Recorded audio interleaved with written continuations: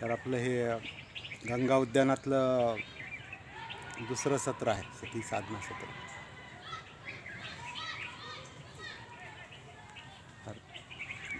रम्य परिसर आहे सगळा, आपण पाहतोय.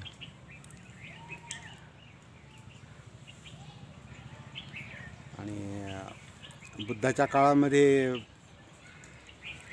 जे काही धम्मप्रवचनं चालायची त्याचं उद्यानामध्ये चालायची. म्हणून जेतवन, आम्रवन है ना,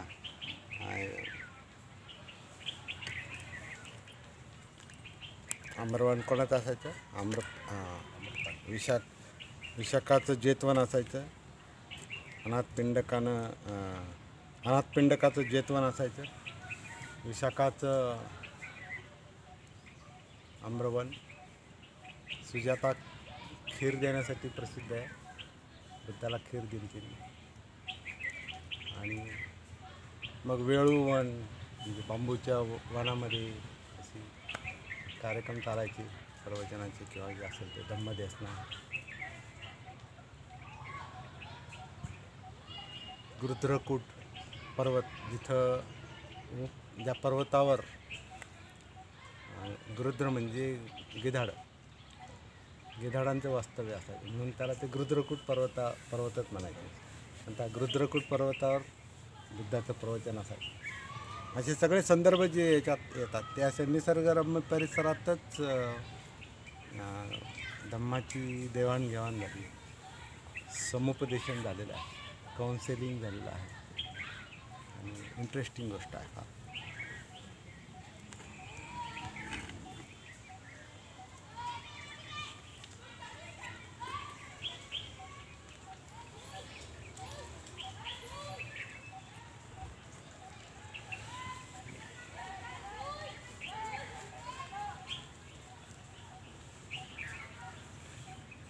सती साधना. तर सती हा शब्द जवळपास सगळ्यांना माहिती आहे, तुम्हाला पण माहिती आहे. तुम्ही जरी 1-2 सत्रात असले तरी सती म्हणजे आत्मभान आहे. आत्मभान, जागृती, आत्मबोध, अवेकनिंग, अवेअरनेस, सेल्फ अवेअरनेस. आणि हा बुद्धाच्या शिकवणीचा सेंट्रल पॉईंट आहे असं मला वाटतं. बुद्ध होण्याच्या आधी सिद्धार्थ गौतमांनी अनेक प्रकारच्या ध्यान पद्धती करून पाहिल्या आणि त्याच्यात ते पारंगत पण झाले. कारण गुरुजींनी त्या गुरुजींनी सांगितलेलं ह्यांना समजलं, पण त्यांनी प्रॅक्टिस पण केली, त्याचे त्यांना परिणाम पण दिसले. आणि जनरली सगळ्याचा परिणाम काय तर मन कुठेतरी एकाग्र होतं, एका ठिकाणी येते, एका विषयामध्ये.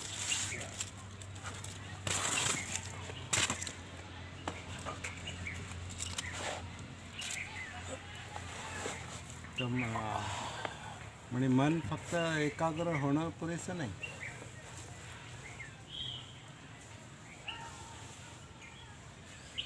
म्हणजे तुमच्याकडे पाहतो आणि मग तुमच्यावर मन एकाग्र होतं, किंवा तुम्ही काय बोलतात ते मी ऐकतो, किंवा मी काय बोलताय तुम्ही एकाग्रतेनं ऐकता. पण आत्मभान आहे का? स्वतःचं भान या एकाग्रतेतून नाही. म्हणजे अवेकनिंग, जागृती ही एकाग्रतेपेक्षा वेगळी गोष्ट आहे. कॉन्सन्ट्रेशन, एकाग्रता ही एकाच गोष्टीवर असते, एका वेळेला एकाच गोष्टीवर, एक अग्र म्हणजे एक तो. आणि जागृती, आत्मभान, सती ही टोटल अवेअरनेस आहे, टोटल अवेकनिंग आहे. म्हणून त्याला बुद्धाला आपण सम्यक संबुद्ध म्हणजे परिपूर्ण जागृत म्हणतो. परिपूर्ण जागृत म्हणजे काय? टॉप टू बॉटम ते अवेकनिंग. म्हणजे आपण आपल्या ह्याच्यात आता सध्या म्हणतो की हाडामासात जागृती उतरलेली. सती जी ती हाडामासात उतरली पाहिजे. ते हाडमास म्हणजेच काय आहे, त्यातल्या जाणीव आहेत, वेदना आहेत, त्याच्यातलं चित्त आहे, म्हणजे इमोशन्स आहेत, भावना आहेत आणि थिंकिंग प्रोसेस. या हाडामासामध्ये हे सगळं आलं आहे. पण आता त्याच्यामध्ये उतरायचं कसं?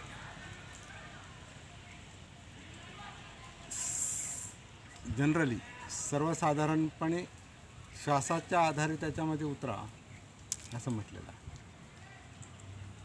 आनापानसतीच्या आधारे. कधी कधी मला प्रश्न पडतो किंवा किसा गौतमीला ते कसं काय सांगू शकतात, मी तुला आता आनापानसती सांगतो. ती तर एकदम एकुलतं एक मूल गेल्यामुळे एकदम डिस्टर्ब झाली, टोटली पूर्ण विचलित झाली. त्याला काय करावं ते कळेना आणि ती बुद्धाला म्हणते बाळाला जिवंत करा, जिवंत करा. तिला कसं काय म्हणतील आनापानसती सांगतात? इम्पॉसिबल. बरोबर आहे. तिला आनापानसती सांगणं कठीणच आहे. श्वासाकडे नाही, तिच्या मुलाकडे पाहते ना ती. मुलाकडे पाहती, वेळी झाली, तिला जागृती पूर्ण कसं काय खचून शिकवायची? गेली.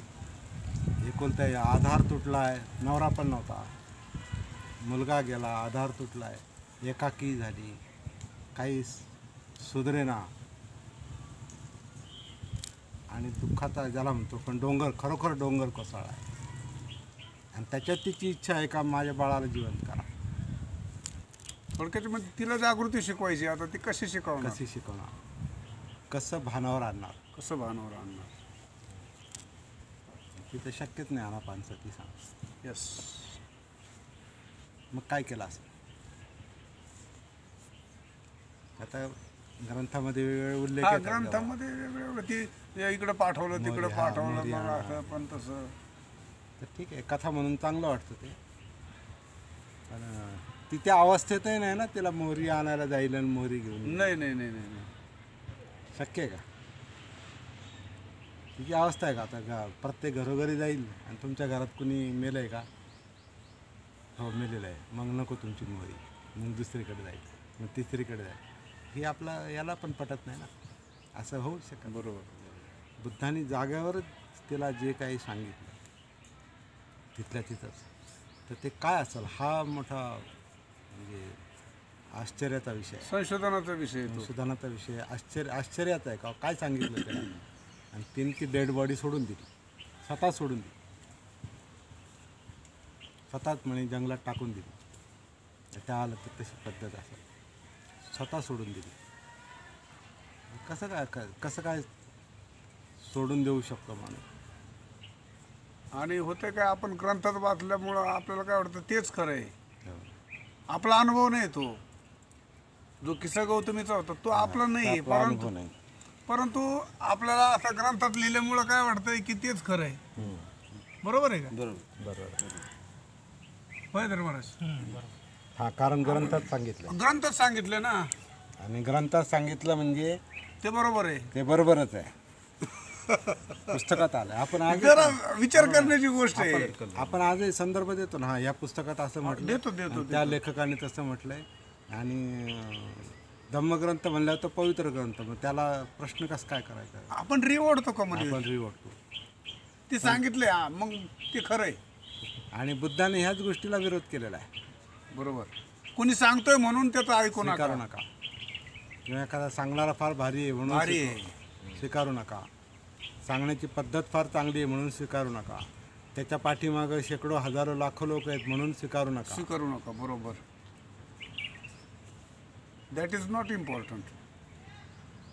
ती गोष्ट खरी असेल का हे तुम्ही स्वतःच पडताळून पहा, स्वतःच अनुभवाच्या आधारे पडताळून पहा. का असं असू शकतं का? असं होऊ शकतं. जसं आता आपण म्हणतोय, आता आपण प्रश्नच विचारतो ना. आनापानसतीपासून सुरुवात सांगितली, आनापानसती सुत्तामध्ये ते ग्रंथातलं सुत्त आहे.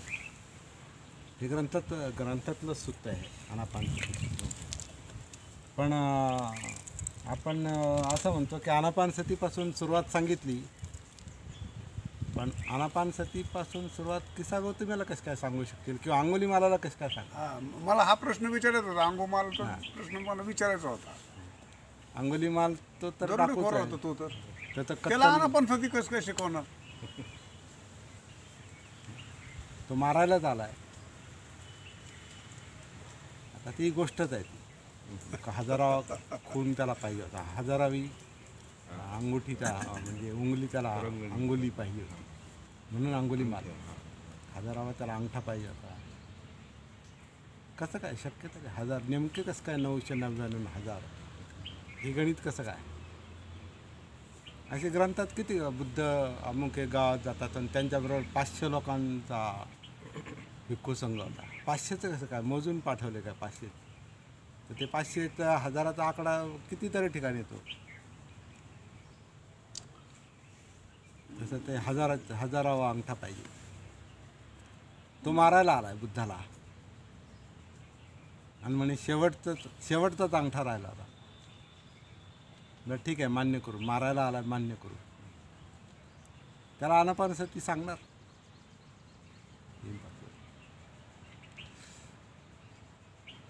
किसा गौतमीला जे सांगितलं असेल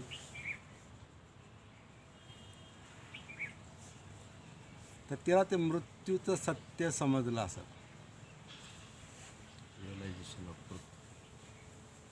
कारण सोडून देण्याचं कारण काय त्याला ते समजलं. ज्याला मी धरून ठेवायला पाहते, जीवन धरून ठेवण्याची गोष्टच नाही, ती सोडण्याचीच गोष्ट आहे. ती सोडावीच लागते आणि सोडूनच दिली पाहिजे. कारण ती जर धरता येत नसेल आणि धरायची इच्छा आहे तर मग तेच यातनांचं कारण आहे ना.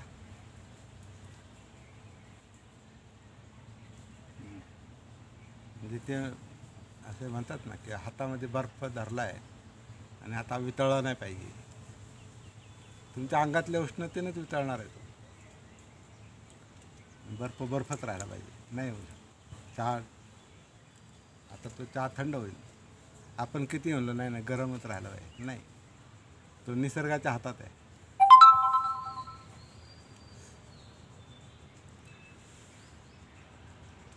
मृत्यू येतोच हे तिने स्वीकारलं. आता बुद्धाने कशा पद्धतीने सांगितलं हा मात्र वेगळा विषय, संशोधनाचा विषय. हा काय सांगितलं असं. पण आपण ते असं मान्य केलं की ते ग्रंथच सांगितलं आणि तेच बरोबर आहे. नाही आता ती गोष्ट आपण ठीक आहे लिहिणाऱ्याने लिहिली, समजावून सांगण्यासाठी सांगितली. समजावून सांगणं कठीणच आहे. आत्ता पण आपल्याला ते मृत्यू समजला म्हणजे काय सांगितलं असेल हे समजावून सांगणं, विचार करणं पण कठीण आहे. आपल्यासमोर एखादी अशी बाई आली समजा आणि बसली आणि तिला सांगायचं आहे तुम्हाला, कठीण आहे. आपण आता जलदानचे कार्यक्रम घेतो. हो घेतो ना. आणि लोक दुःखी असतात आणि काय बोलतो आपण, या कुटुंबावर जो दुःखाचा डोंगर कोसळलेला आहे त्याच्यातून त्यांना बाहेर काय जे काय तुम्ही वेगळं सांगता, किंवा गेलेल्याच्या आत्म्याला शांती मिळो. आणि आपण बुद्धातच सांगतो. हां यांच्यावर जो दुःखाचा डोंगर कोसळलेला आहे त्याच्यातून त्यांना बाहेर येण्याची बुद्ध सद्गती देव अशी मी सदिच्छा व्यक्त करतो किंवा अशी मी इच्छा व्यक्त करतो. आपलं काय नाही सांगत बुद्ध, आपण पण मनापासून सांगतो आपण, पण ते आपल्याला माहिती ते सत्य नाही. हा ते बरोबर आहे. आपल्याला माहिती नाही आपण जे कारण आपल्याला कळतच नाही ना काय सांगायचं. आपण काय सांगणार, वेळ मारून न्यायची असते ते. आता नाही आपल्याला दुःख म्हणजे काय तेच कळालं नाही. माहिती नाही दुःख झालंय म्हणजे काय, तो माणूस मेलाय म्हणजे काय, त्या माणसाच्या मेलेल्याचा त्याच्या बायकोवर, त्याच्या आईवर, मुलांवर काय परिणाम झाला असेल हे आपण फीलच करू शकत नाही. हे आपल्याला जाणवतच नाही. मग आपण त्यांना काय सांगायचं की ते दुःखातून बाहेर पडते. लोक म्हणतात यांच्या आत्म्याला शांती मिळो. आता माहीत नाही, ऐकत आलो ते ऐकत आलो नाही. ते सांगितल्यानं त्यांना काय फरक पडणार आहे का. त्यांचं तर रडणं चालूच आहे. किंवा आपण म्हणलं सद्गती मिळो, त्यांचं रडणं चालूच आहे. मग काही मोठाली माणसं सांगतात बाईंना माझं असं सांगणं आहे की त्यांनी आता ह्या मुलांकडे लक्ष द्यावं, आता हे दुःख सोडून द्यावं, असं तसं म्हणून काय तिचं रडणं थांबत नाही. आपल्याला सांगू शकत नाही. कारण ते मृत्यूचं सत्य आपल्याला समजलं नाही असं त्याचा अर्थ मी तरी करतो. मला समजलं नाही म्हणून मी सांगू शकत नाही. आणि मला ते का समजू शकत नाही, मला माझं जीवन कळत नाही ना. मला माझी सती नाही, माझंच भान नाही, माझीच जागृती नाही, मलाच माहिती नाही. मी आपल्याला तरी कुठं वाटतं की आता मी मरणार आहे, असं वाटतं का? नाही वाटत मी मरणार आहे, हे कल्पनाही शिवत नाही आपल्याला. मला नाही नाही, हा? कधीच नाही शेवट. हा. भीती वाटते, पण हां मरणाची भीती वाटते. भीती वाटते, पण येणारच आहे. येणार आहे, हे मी जिवंतच राहणार आहे असं वाटतं. भीती वाटण्याचं कारण हे जाऊ नये, जे आहे ते जाऊ नये, आणि ते गेल्याशिवाय राहत नाही. कुठं आपल्याला जर मृत्यू कळतच नाही तर मग आपण कसं काय दुसऱ्याला सांगणार का हे असंच असतंय, हे असंच असतंय, हे स्वीकारावं लागतं. असं नाही सांगता येत. हा जरा वेगळ्याच विषयावर बोलतोय का आपण आज? सतीवर आलो आपण. सतीवर आलो. आपण विषय वेगळा नाही, सतीवर आलोय. हे म्हणजे काल्पनिक गोष्टीवर विचार नाही करत आपण आपण. याच्यावर का आलोय? किस्सा गौतमीमुळं. आणि आपण कसं आहे, काल्पनिक गोष्टीवर विचार नाही करत. हा. वास्तविकता, वास्तव, सत्य. सत्य पाहिजे. आता आपल्याबद्दल बोलतोय ना आपण. अगदी मी बरोबर. माझ्या मृत्यूबद्दल विचार करतोय, माझ्याबद्दल तेच तर पाहिजे. सती म्हणजे काय? सती म्हणजे आत्मभान आहे, स्वतःशी कनेक्शन आहे. स्वतःशी कनेक्ट झाले तुम्ही तर मग हेच दिसणार आहे, दुसरं काय दिसणार आहे? जीवनच दिसणार आहे. जीवन दिसणार म्हणजे मग जन्म, जरा, व्याधी, मरण, प्रियंता वियोग, अप्रियंता संयोग, मनासारखं न होणं, म्हणजे ह्याच्यात हाडामासाच्या जीवनामध्ये जे काही घडतंय तोच सतीचा विषय आहे. त्याच्यातच यातना आहे, त्याच्यातच दुःख आहे, आणि त्याच दुःखातून मुक्त व्हायचे. आणि म्हणून बुद्ध धर्म आहे, आणि त्याच्यासाठी सती आहे.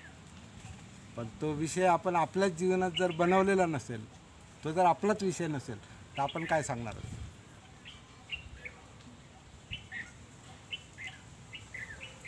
आपलं आता जे काही सत्र आपण भरवतो ह्याच्यात पण आपल्याला तो विषय बनवायचा का, हा पहिला प्रश्न. हे बनवावं लागेल. ज्यांना बनवायचं नाही त्यांना बुद्ध धर्माचा काय उपयोग नाही. मी म्हणतो त्यांना सती साधण्याचा काय उपयोग नाही. म्हणजे बनवावं लागेल विषय. विषय बनवायचा का? हा विषय बनवावं लागेल. आता अशी सक्ती करू शकत नाही, पण तो प्रकाश पडतोय का आतमध्ये, ती जाग येते का? पडतो ना. तसं आला खरंच राव, हे पाहिलं पाहिजे. असं वाटतं का? असं वाटलं तरच सती साधण्याचं तर महत्त्व पुढं जाईन ते. हे महत्त्व वाटलं तर मग आता पुढं काय करायचं हा प्रश्न, आणि मग सती साधणं.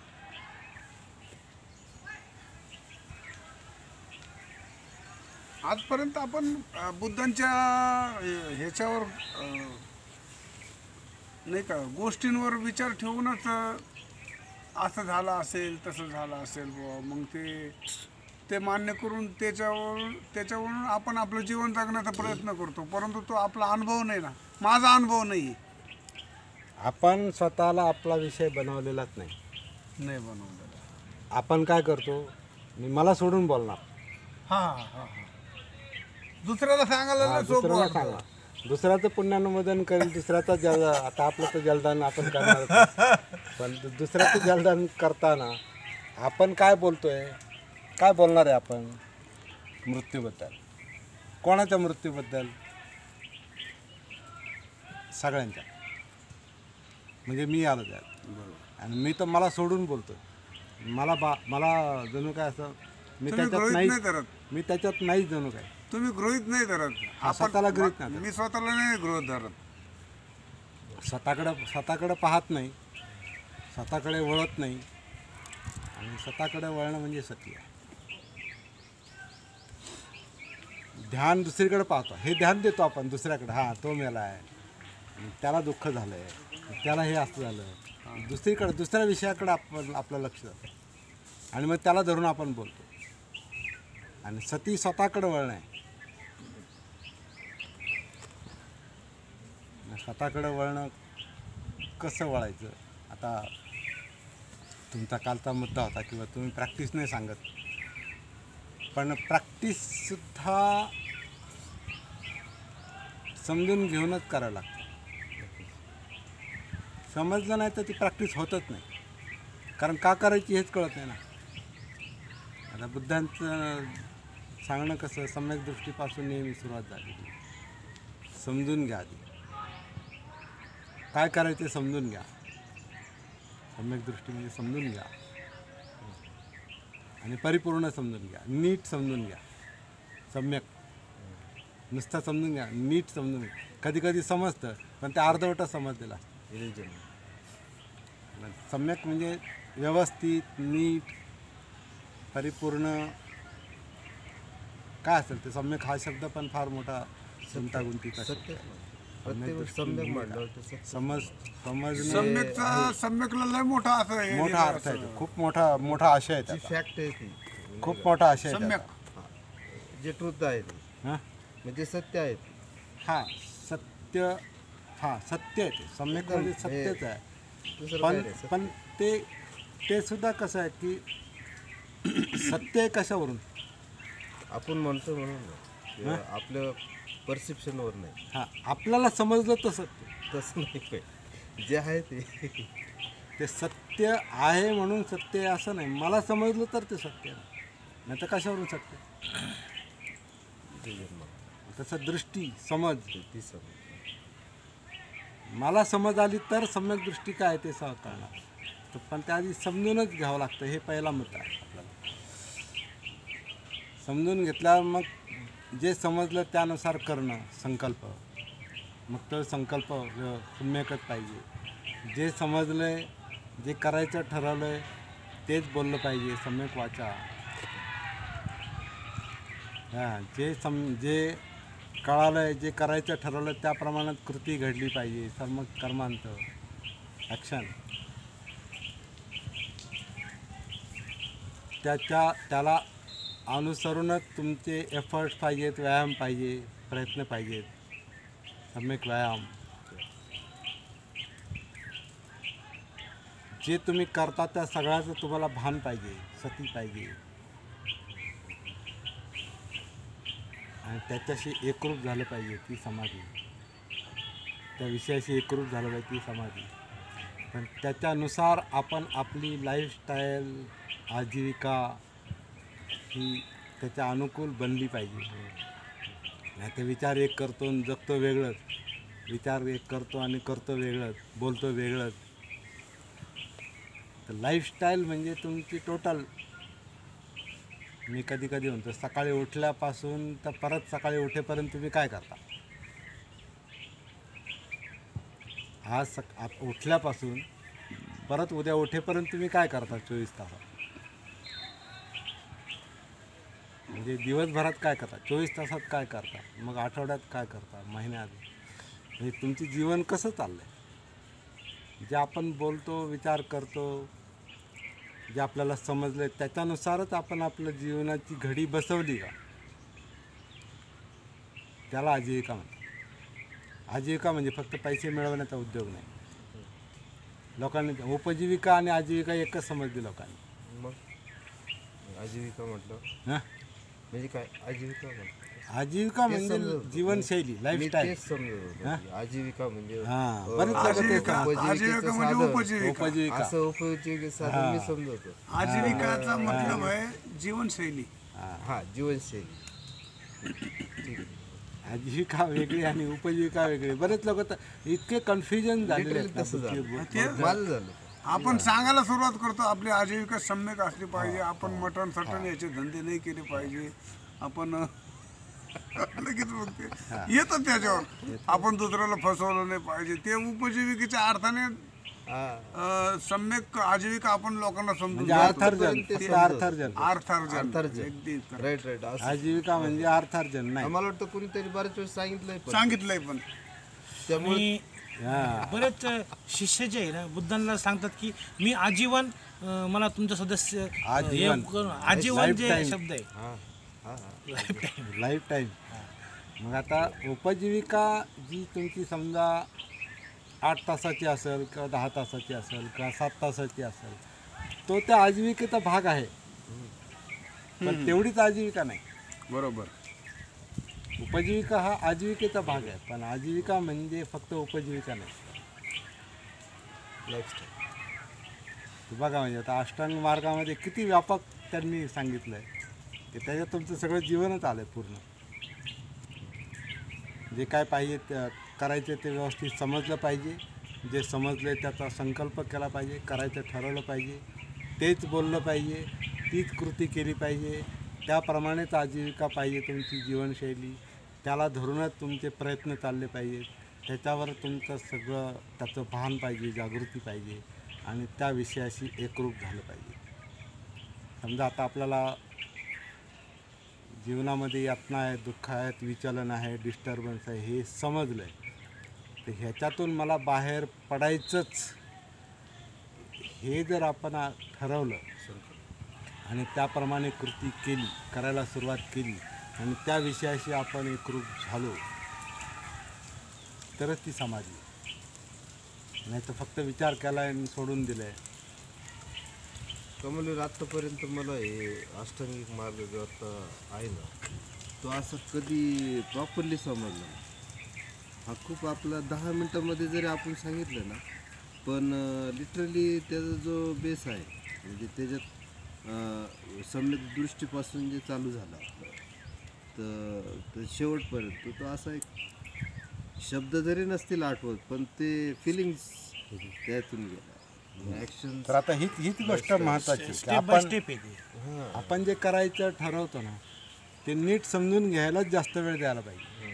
नाही तर आपण म्हणतो नाही आता लगेच सांगा काय आहे. तुम्हाला जे म्हटलं ना मी की सती एकदम सरळ आहे तो, याच्यात काय हे नाही ना बा, श्वासाच्या हे जे शरीर श्वास घेतं नैसर्गिकपणे सोडतं, नॅचरली घेतं, श्वास घ्यायची किंवा सोडायची आवश्यकता नाही. शरीर नैसर्गिकपणे श्वास घेतं, या क्षणी घेतं, आत्ता घेतं आणि आत्ता जे श्वास शरीर घेतं सोडतं हा आनापानसतीचा विषय. हा विषय आत्ताचा वर्तमानातला श्वास हा सतीचा मुद्दा आहे. वर्तमानातली काया हा सतीचा मुद्दा आहे. वर्तमानातल्या फिलिंग, जाणीवा, वेदना हा सतीचा मुद्दा आहे. वर्तमानातलं चित्त म्हणजे इमोशन्स, पाहिजे नकोचा संघर्ष हा सतीचा मुद्दा आहे. वर्तमानातली थिंकिंग प्रोसेस आत्ता चाललेली, आत्ता काय चाललं आहे मनामध्ये, हा सतीचा मुद्दा आहे. सती म्हणजे वर्तमान, सती म्हणजे मागचा आणि पुढचा नाही, आत्ताच. किंवा मागचं जरी असलं Here and तरी now. सती. मागचा जरी विचार आत्ता चालू असेल पण त्याचं भान असलं तरी ती सती म्हणू. हा मागचं म्हणजे भूतकाळ. भूतकाळातलं जरी आत्ता काही चित्त म्हणजे पण विचलन चालू भूतकाळ कुठं असेल, आहे? विचलन जे चालू असेल हा पण आणि पण त्याची सती असेल की नाही मी मागचा विचार करतो ती हा पण सती. मागचा जो ज्याला तुम्ही मागचा म्हणता, ज्याला भूतकाळ म्हणता, तो एखादी कुठं घटना कुठं आहे तो? आपल्या काय म्हणतात त्याला रिकलेक्शन म्हणजे काय म्हणतात त्याला परत जे आपण परत त्याला जे मानसिक पातळीवर त्याला आणण्याचा प्रयत्न करतो त्याला हा. असं म्हणा. पण ते कुठं आहे ते? ती म्हणजे भूतकाळ हा भूतकाळात आहे का इथं आहे आता? तो इथंच तुमच्यातच आहे ना. इथंच आहे म्हणजे आत्ता आत्ता तुम्ही विचार करताय त्याचा, हां म्हणजे आत्ता हां म्हणजे वर्तमानात, हां आणि त्याची सती हां ती आत्ताची आहे, वर्तमानात ती आहे. हम्म. म्हणजे भूतकाळ हा वर्तमानात आहे, भूतकाळात नाही, तो होऊन नाही गेला, हां तो आत्ता आहे तो आपल्या मेमरीमुळे इथं आहे. मेमरीमुळे. ज्याला आपण मेमरी म्हणतो. आपण तसा विचार करतो. अरे मेमरी ही म्हणजे नैसर्गिक आपली एक ती मनुष्य प्राण्यांची ठेवणच आहे असं मेमराईज झालेलं नाही का ती. एक बीज आहे ते पहिले ते आपणच रावलेलं ते आपल्या एक्सपिरियन्समध्ये आलेलं ती गोष्ट आहे ती आणि ती प्रेझेंटमध्ये आपण ती परत ती वायर कमल ती वायर तिथं अटकते. हा हे वायर असं. काय तुम्हाला असं फिरवायचं असेल ना तर ते वायर तिथं अटकते. नाही, याला काय लांब आहे.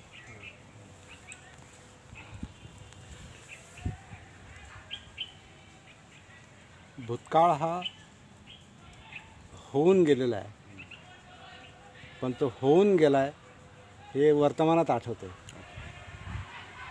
आणि जे होणार आहे भविष्य तेही वर्तमानातच आठवतं. मग भूतकाळ आणि भविष्यकाळ कुठे? त्याचं अस्तित्वच नाही. ते फक्त आहे असं वाटतं.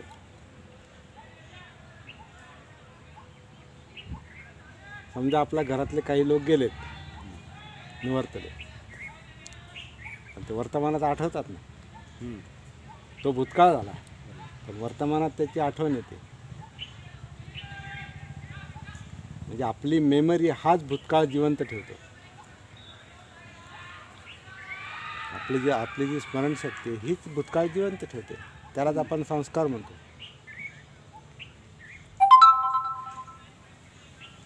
आणि या वर्तमानातच इमॅजिनेशन चालू आहे, कल्पना चालू आहेत. असं होईल तसं होईल. तर तो भविष्यकाळ सुद्धा वर्तमानातच चालू आहे. याची सती येते, याचं भान येतं. म्हणून सतीची गरज आहे,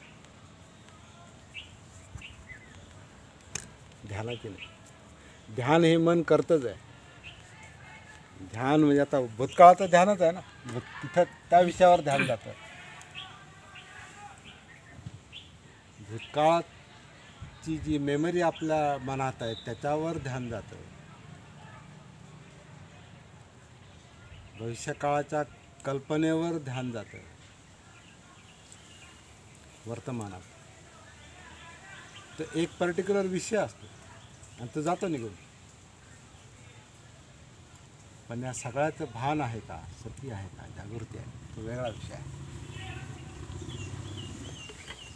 त्या विषयाचं मन विचार करतं.